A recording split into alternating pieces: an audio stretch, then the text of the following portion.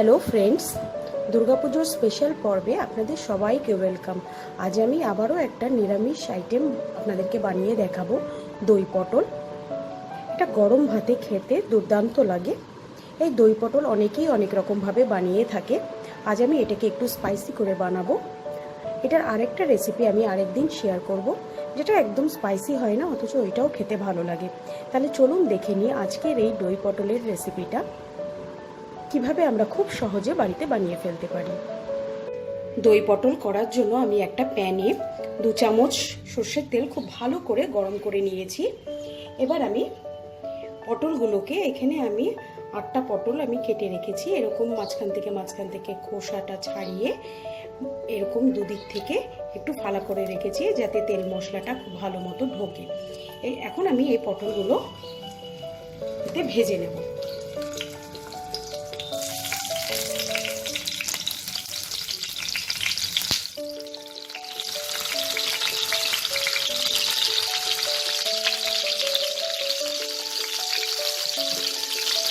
পটলগুলো আমি লাল করে দুপাশে ভেজে নেব। পটলটা যতক্ষণ ভাজছি আমি এখানে কিছু গুঁড়ো মশলার পেস্ট তৈরি করে নেব। এখানে আমি 2 চামচ জিরে গুঁড়ো নিয়েছি, 1 চামচ কাশ্মীরি রেড চিলি পাউডার নেব, 1 চামচ হলুদ গুঁড়ো নেব, নুন নেব পরিমাণ মতো, আর 1 চামচ চিনি নেব। নিয়ে অল্প জল দিয়ে এটার একটা পেস্ট বানিয়ে আমি রাখবো। আরেকটা পেস্ট আমি বানিয়ে নিয়েছি মিক্সিতে। এখানে আমি 5টা কাজু বাদাম, 1/2 ইঞ্চি মতো আদা আর 5টা কাঁচা লঙ্কা আমি মিক্সিতে একসাথে পেস্ট করে রেখেছি।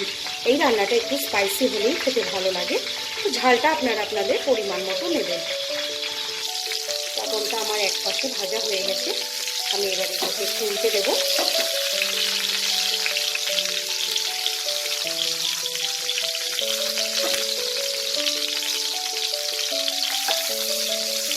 এই পাশটাও আমি লাল করে ভেজে নেব। পটলটা আমার দুপাশ থেকে ভাজা হয়ে গেছে, এবার এটা আমি তেল থেকে তুলে নেব।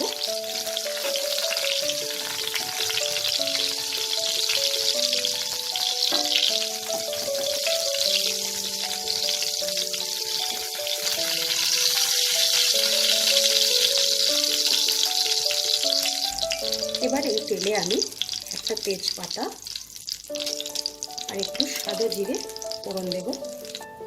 এবার এই তেলে আমি আদা, কাঁচা লঙ্কা আর কাজু পেস্টটা দিয়ে দেবো।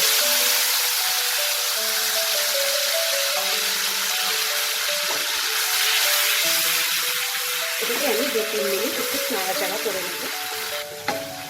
2 মিনিটের মতো একটু নাড়াচাড়া করে নিয়েছি।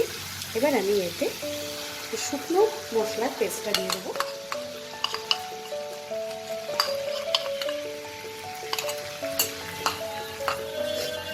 এটা দিয়েও আমি এটাকে একটু নাড়াচাড়া করে, মশলাটা থেকে দেখুন তেলটা আমার আলাদা হয়ে গেছে। এবার আমি 3 টেবিল চামচ টক দই খুব ভালো করে ফেটিয়ে নেব, যাতে এটাতে একটু লাম্পস না থাকে।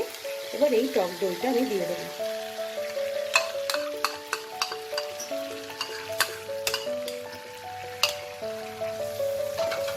দিয়ে এটাকে খুব ভালো করে মিক্স করে নেব।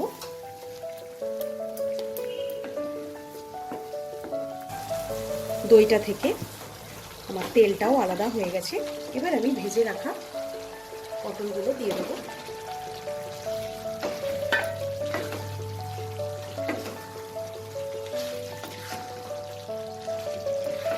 দিয়ে এটাকে আমি ভালো করে মিক্স করে নিয়ে সামান্য একটু জল দেব, কারণ এই রান্নাটা একটু গামাখা হয়। পটলটা সেদ্ধ হতে যতটুকু জল লাগবে আমি ঠিক ততটুকুই জল দেব।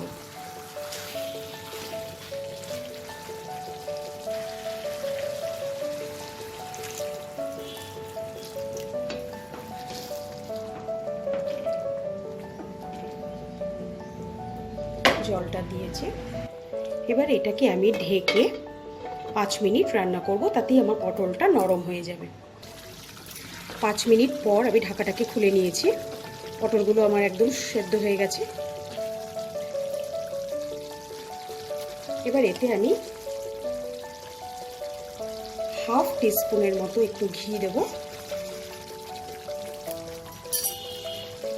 আর 1/4 টিস্পুনের মতো আমি গরম মশলা ওপর থেকে ছড়িয়ে গ্যাসটাকে অফ করে দেব। এবার এটাকে আমি সার্ভিং প্লেটে বেড়ে নেব। আমি এটাকে সার্ভিং প্লেটের মধ্যে বেড়ে নিয়েছি। আপনাদের যদি আজকের ভিডিওটা ভালো লাগে অবশ্যই লাইক শেয়ার করবেন আর আমার চ্যানেলটাকে সাবস্ক্রাইব করে নেবেন। আর বেল আইকনটা টিপতে ভুলবেন না, তাতে আমি যখনই নতুন নতুন রেসিপি আপলোড করব সবার আগে আপনাদের কাছে নোটিফিকেশনগুলো পৌঁছে যাবে। আজকের মতো বিদায় জানিয়ে শেষ করছি। বাই।